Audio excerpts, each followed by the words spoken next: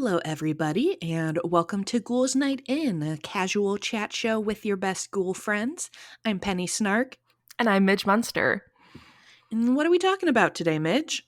I am so excited to talk about one of my favorite things in all of spooky pop culture with you today. Ooh. I have brought all of my knowledge about the Addams Family here, so I hope you Ooh. are very ready to get spooky with me. I don't know if this is going to sound terrible, but snaps in the mic. Snaps in the mic. Yes, I hope that you're ready to get creepy, kooky, mysterious, and spooky. Always. So I'm just going to jump right in with a little bit of kind of background, and I, of course, want to hear all of your instances, your experiences with Addams Family as we go along. But I think most everyone knows that the original Addams Family is from a cartoon panel that was originally published in the New Yorker in 1938, which is actually earlier than I thought. I thought it was like the late 40s, maybe early 50s. But yeah, 1938 by the cartoonist Charles Addams. And the original panel is actually quite, I don't know, kind of, I'm gonna say it, boring. It's just a little one panel of Morticia and what I think is supposed to be Lurch. Now, of course, at this time, the characters were unnamed. Actually, the characters don't get named until the television show comes out almost 30 years later. But it's just a vacuum salesman in their house, telling them about a vacuum, saying all nice homes should have this. And of course, their house is in shambles with cobwebs all around them. So I guess it's funny. But that was his kind of Charles Addams' initial kind of dipping his toe into this family.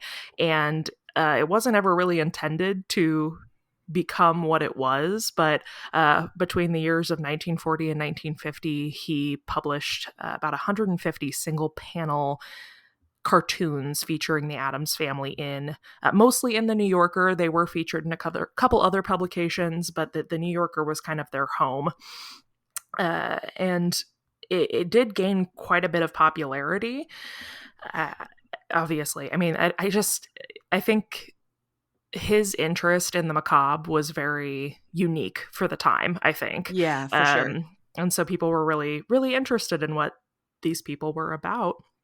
Like I said, they characters didn't have names until around 1962. There was a company that was working on licensed dolls for the family, kind of prepping for when the television show would come out a couple years later in 1964.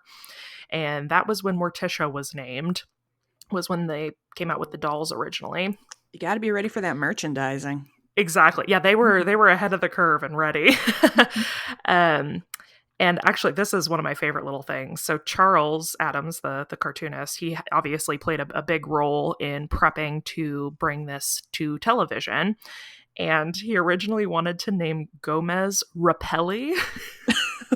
Wow. Rapelli, and then Pugsley was supposed to be named Pubert, which I hate. And the network was like, no, we cannot name him Pubert. That is far too risque for public television. We cannot do that. So obviously Gomez and Pugsley were born out of that. I just had the realization, I want to say 2 months ago. I was sitting, I don't know why I was thinking about, how you just think about the Addams Family sometimes? Yeah, And I realized Wednesday is named Wednesday because of that old poem, the Monday's Child poem. Oh, yeah. And what is Wednesday's Child? Wednesday's child is full of woe. Oh, there you go. And I was like, oh. So that's a fun fact and very, very apt. Yes. But yeah, so then, they get put on television, 1964, which I think is probably, I don't think I think some people are familiar with the cartoon panels and whatnot, but I think most people's first exposure is probably the television series. Yeah, for sure. And that is, of course, where our theme song comes in, which definitely, I think, immortalized the Addams Family. Yes, one of the most iconic theme songs, I would Oh, say. definitely. And that the theme song is actually this is interesting. It's by Vic Mizzy is the name of the guy who produced it, came up with that tune. And so I guess the studio MGM at the time, they weren't banking a lot on the Addams Family, really, is what it was. Like the set was a recycled set from the Unsinkable Molly Brown film, and the theme song, they didn't want to hire musicians to do it, so every part in that theme song is done by this guy Vic Mizzy. Like he Oh is all of man. the voices, all of the like instrumentalism, everything, because they didn't want to pay anybody to come in and do that theme song.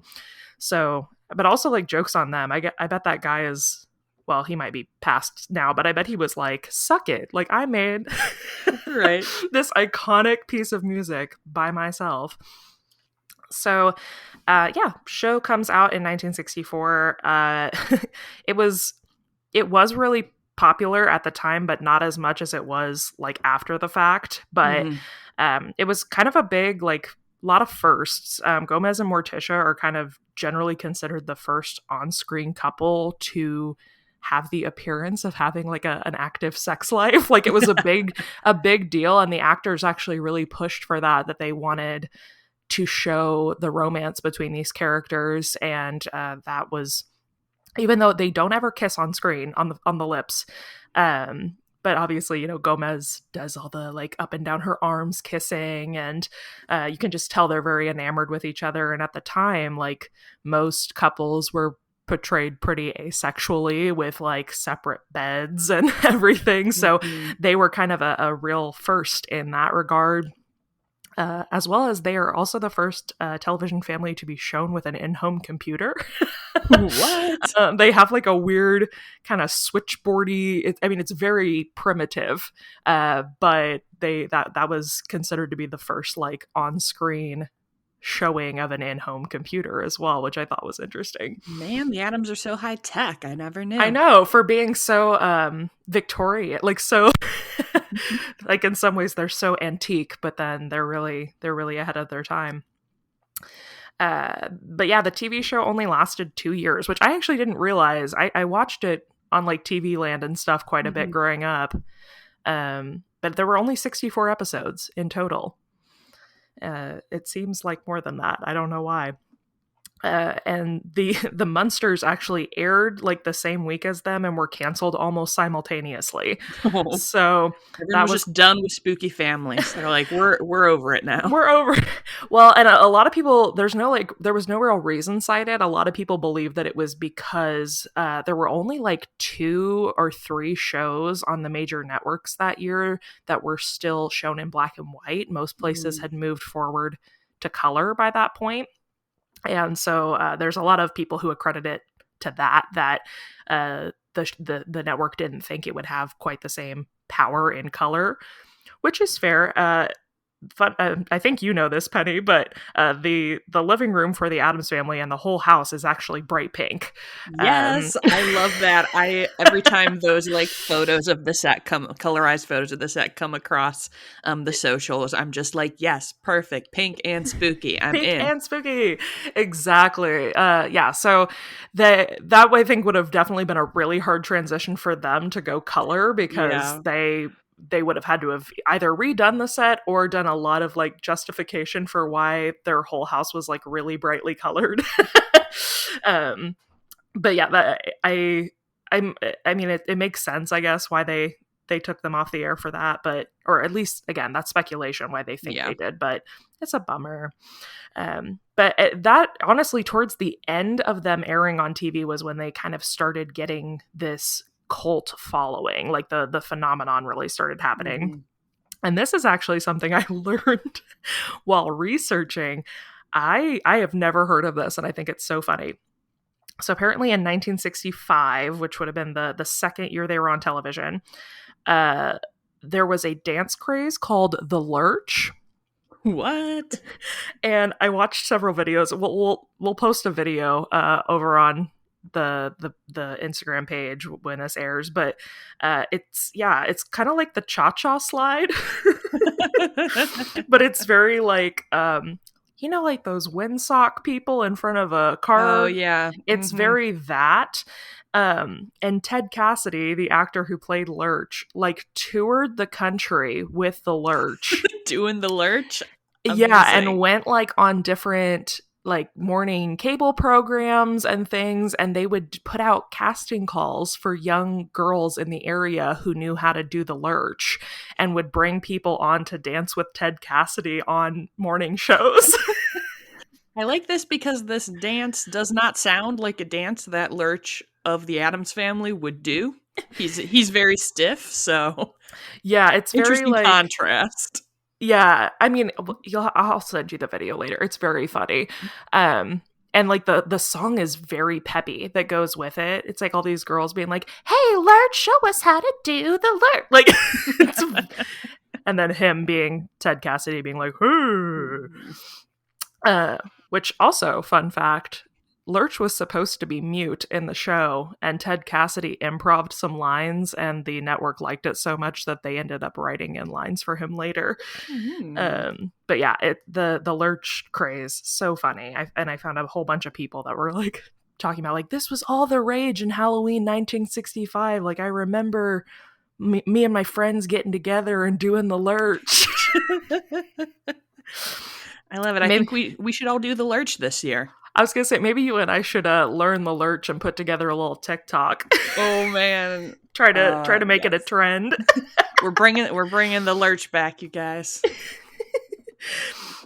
So after it was canceled in 1966, there were like a lot of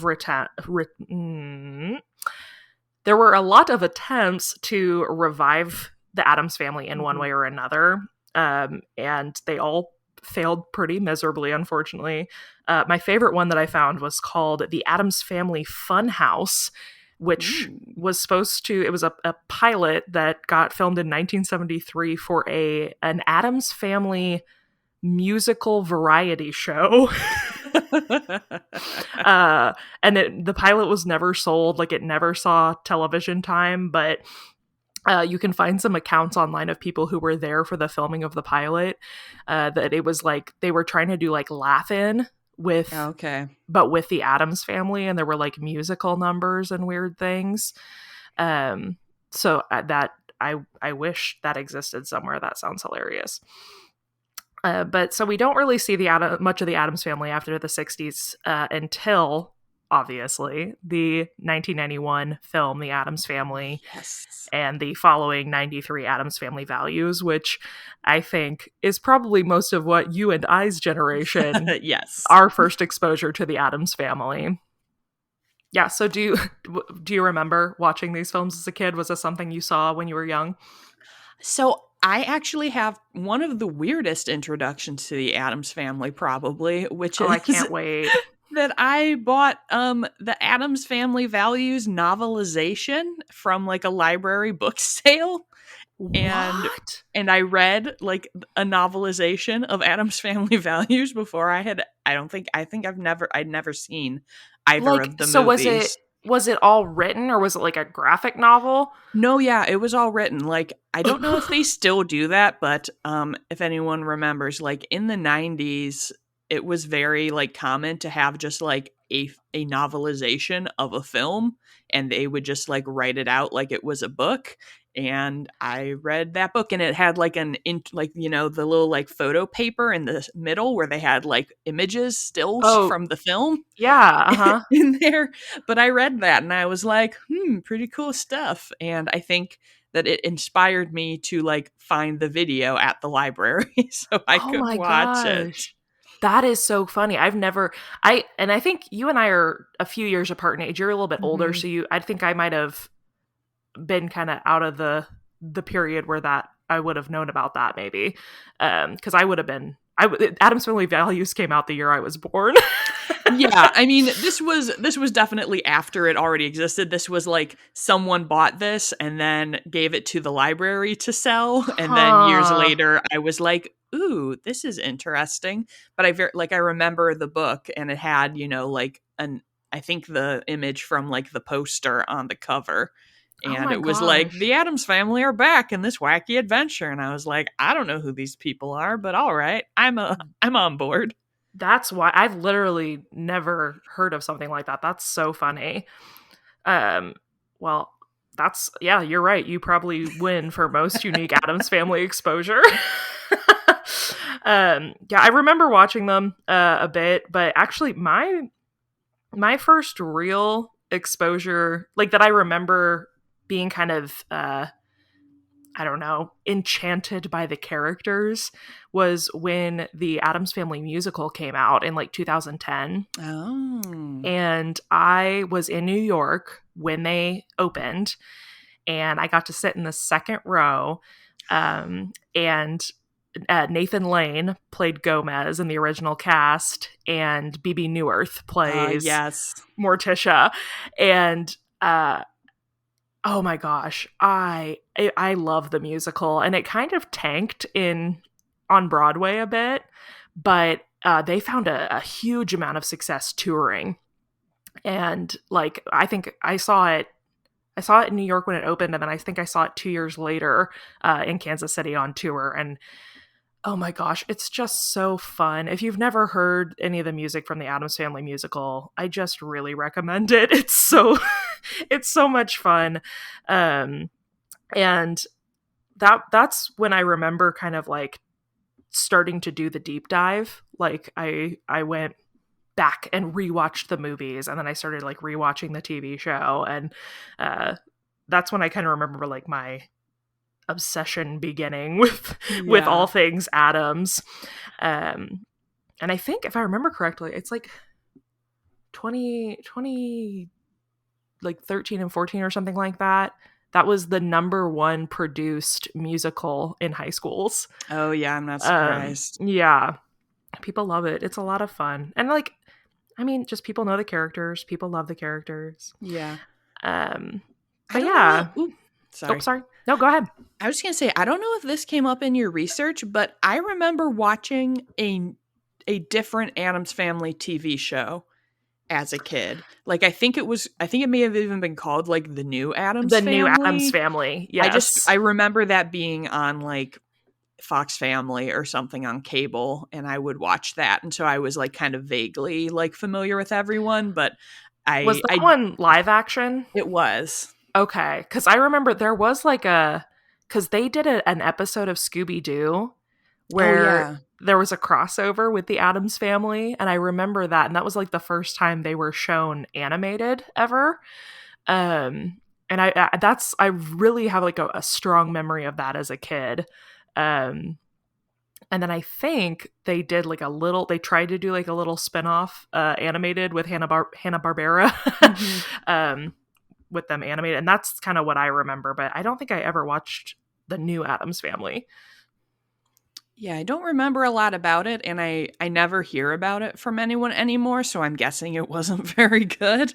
But I definitely remember like that being on, and that being one of the things that like, as we have previously discussed on this podcast, as a very wimpy child, like that kind of like spooky vibe didn't bother me. Like things weren't actually scary. I was like, oh yeah, I'm kind of into this. And yeah, so I remember like kind of being familiar with the characters from that.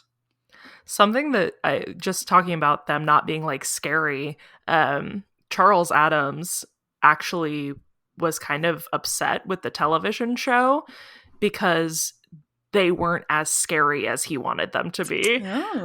Because they were, I mean, this was very much the like era of kind of high concept, like lowbrow comedy sitcoms, like Green Acres and like all of those. And obviously like the Munsters, which I mean, hi, it's me, Midge Munster. I was always a Munsters fan. When I was young, my family watched the Munsters a lot, and I always thought that the Munsters was funnier. Like the jokes were better. But I don't think the Addams Family was like trying to be funny. I think they were trying to be a little more sophisticated. But yeah, Charles was like, well, they're not as evil as I wanted them to be, but okay. And like he was like notorious for not watching the show. But I love that they're not evil. I Like, do too. I feel like that's part of why they're such like goth icons is Yeah. all of us spooky people who are like, yeah, like we like spooky things and death and maybe sword fighting, but like we're really nice on the inside. Yes. I saw something, someone stated it really well. I read this article from the Smithsonian actually that was talking about their place in pop culture history and like the significance of the show and the cartoons and everything. Mhm. Um and they said there was a quote in there about like the power behind the Addams family was that they lived in their own little like microcosm where outsiders, like normal quote normal people, were the weird ones.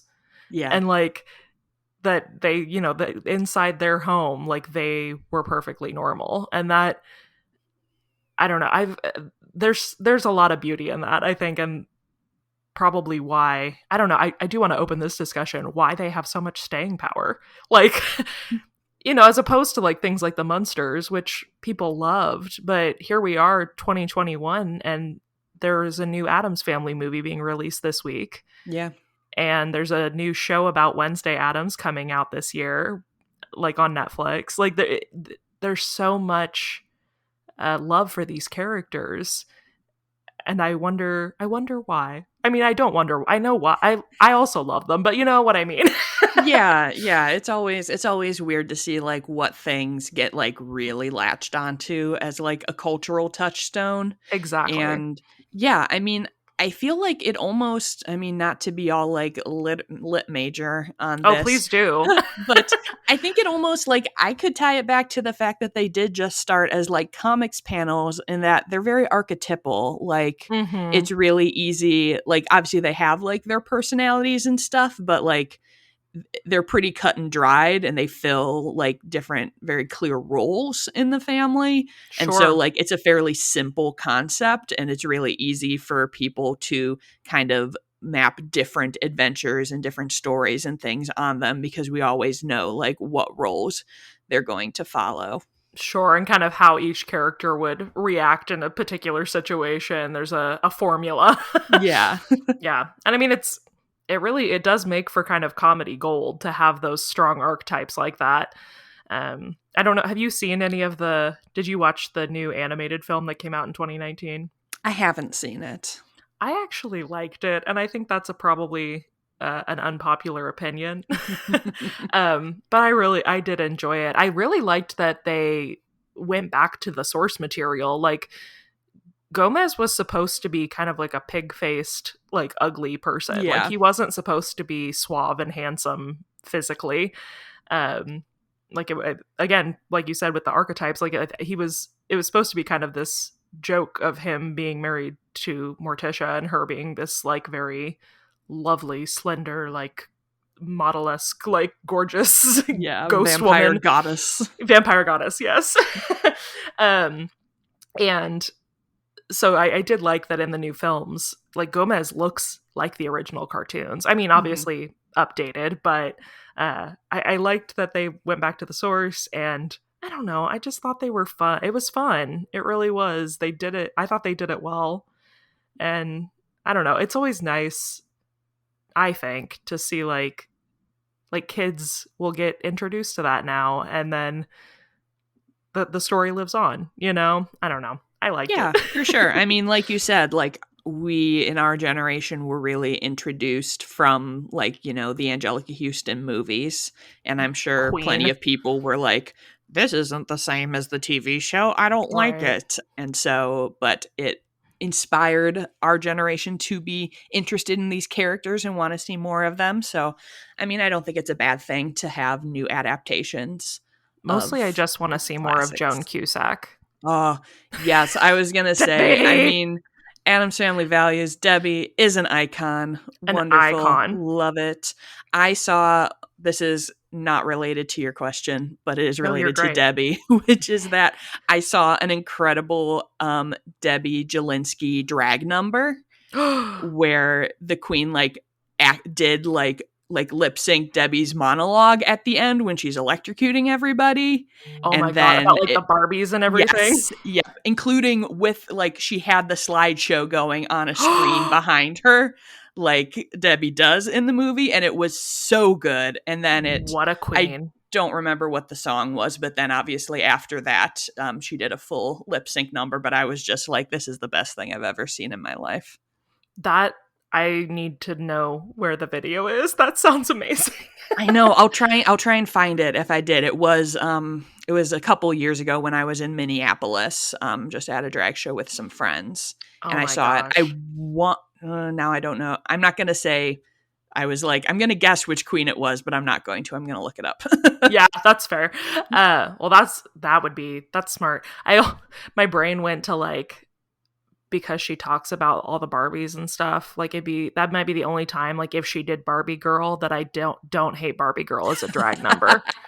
That would be extremely good. The only time that I would applaud that. Or if like, obviously if Trixie did it, but like, but well, what else?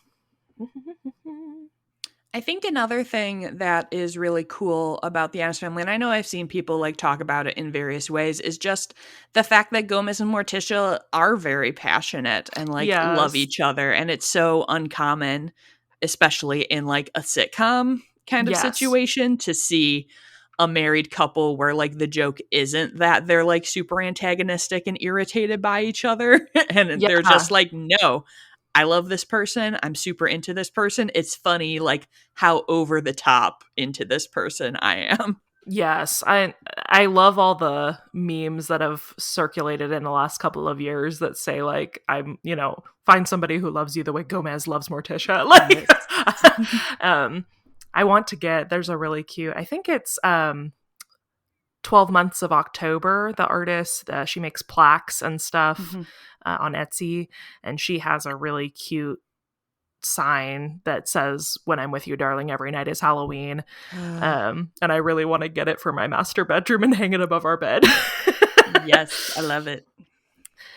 I do have, this is just a random fact that brought back memories for me. I guess, so in that time between like the 60s and the 90s, when they kind of fell off the map, the kind of thing that kept the Addams Family in circulation at that time were pinball machines. Like there were a ton, and apparently as of 2018, the Addams Family pinball machine is the best-selling unit of all time. Wow. And this like brought back, because for me, I went to college in a very small town, and we had this little pub that was our favorite place to go hang out and drink after theater shows and stuff. And they had an Addams Family pinball machine in there, and I played on it all the time because I was so excited to see something like spooky in the wild in this like crumb bum farmer town. Yeah. And so that I was like, oh my gosh, like I've seen that machine, and it has like a thing, well, literally thing, like the hand, not a thing, like it has thing, and he like picks up the ball and like throws it. It's very funny, and you like hit the light bulb in Fester's mouth and it like lights up. It's super cute. Speaking of thing, I didn't know this. Ted Cassidy, who played Lurch, also played Thing. Oh. And his hand had its own contract. I love it. I thought that was very funny. That is very good. Wow. Let's go with a nice strong question to wrap this up here. Ooh. Tell me, who is your favorite Addams Family member and why? Oh gosh. Yeah, that's a tough one. I mean, I know, they're all good. They're all very good. I mean, I feel like I have to say Morticia because I mean, what goth lady does not dream of being Morticia Addams and just like this fabulous queen of her, spooky old house with her husband who adores her, and she's a very good mom to her kids. She is. Encourages them in all of their diverse interests. Yes. So I think that I would want to be Morticia. I think I'm a Wednesday ghoul. Yeah. I love I love the concept of a child already being like so like what's the word, confident, like already so Yeah. sure of who she is. Ugh. I mean, every iteration of Wednesday is so much fun, and I mean it's Addams Family Values where the kids go to camp, right? Yes. Yeah, and like her taking over that play and just really, I mean, Christina Ricci. I mean, come on. I know, so good. I would say Wednesday is definitely like my most quoted Addams Family member. Yes. Like pretty much everything she says is just deadpan and amazing. I read something that I guess like during Addams Family Values, she like petitioned to the director because originally they weren't going to really give clarification on whether Fester had like a twin or like if he was, which they end up introducing like the amnesia plot and all Yeah.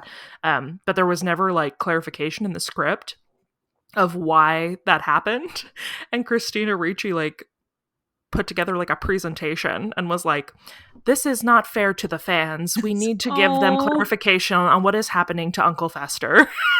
She's right. We had to know. I mean, how sad would it be if no one ever was like, "Oh yeah, this is what happened." Yeah, she was like, "It's going to concern people." Like very like. So I love that for her. I think that's, I don't know. Christina Ricci's an icon.